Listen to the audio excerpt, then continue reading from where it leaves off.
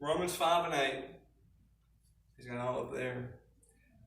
It goes on to say, while we were still sinners, Christ died for us. And I really want us to emphasize this where this says your higher power. This isn't just my higher power. This isn't Dylan's higher power. This is every one of us' higher power. It is our advocate with the Father. You get that? It is your intercessor with God, Christ.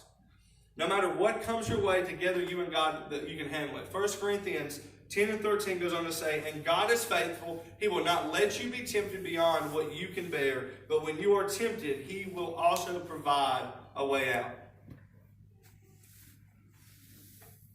This whole setup with recovery and with everything that we're trying to do when you're trying to move forward, it is a daily program. And we have to have a power that's greater than ourselves.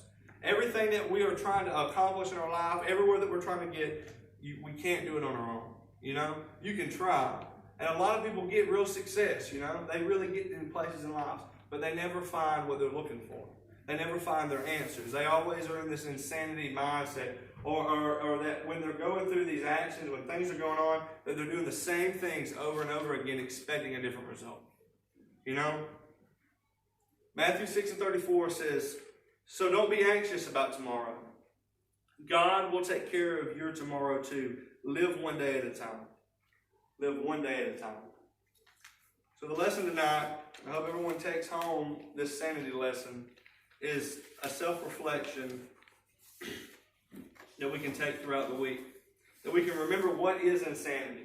What is sanity? And that when we're going through things and we're having issues, that we can find our root. You know, there are a lot of times in life where I have to reroute. I have to get to a point where where my day is out of control, that I have to stop and reroute. Because if I don't, it's just gonna go off the tracks, man. Because it starts like that. It's a spiral that gets out of control that cannot be stopped. But once we can understand how to handle these situations, the things that we're going through, that we can find that sanity, that we can have that wholeness of mind about making decisions based on the truth. 2 Timothy 1 and 7, it says, for God hath not given us a spirit of fear, but of power and love and of a sound mind.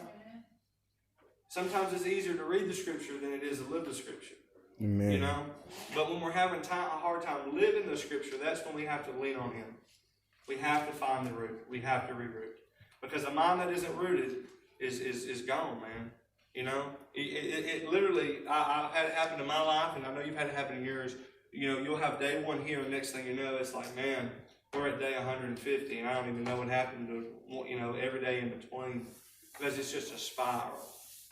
And that's what the devil wants.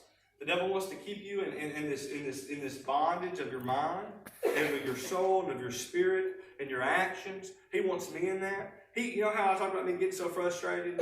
He wants me in that frustrated mind. You know why? Because I'm no good for nothing. I'm not good to talk to anybody, to help anyone. You know what I mean? Because sometimes when I get in those setups and I'm just crazy, is the last thing I'm thinking about is just talking to somebody, you know? It's just, hey, how you doing? You know, I can't. But with everybody standing, if you will, we can have some music.